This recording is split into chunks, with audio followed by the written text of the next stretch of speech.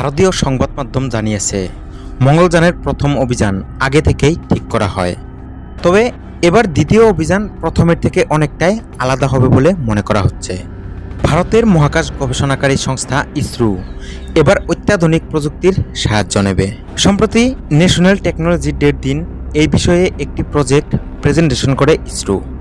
সেখানে প্রকাশ পেয়েছে পরিকল্পনাটি। কি কি ব্যবস্থা করবে ইসরো? জানা গেছে মঙ্গলযানের জন্য sky crane, supersonic parachute, helicopter ও রোভারের ব্যবস্থা করবে ইসরো। উল্লেখ্য, এর আগে মঙ্গলে অবতরণ করতে এই পদ্ধতি বা প্রযুক্তির অবলম্বন করেছিল আমেরিকা ও চীন। এবার আমেরিকা ও চীনের মতোই প্রযুক্তি ব্যবহার করবে ভারত। আমেরিকান মহাকাশ গবেষণা সংস্থা নাসার পক্ষ পার্সিভেরান্স রোভার পাঠানো হয় মঙ্গলে। চাঁদে অবতরণের সময় এই রোভারের হেলিকপ্টার, প্যারাশুট ও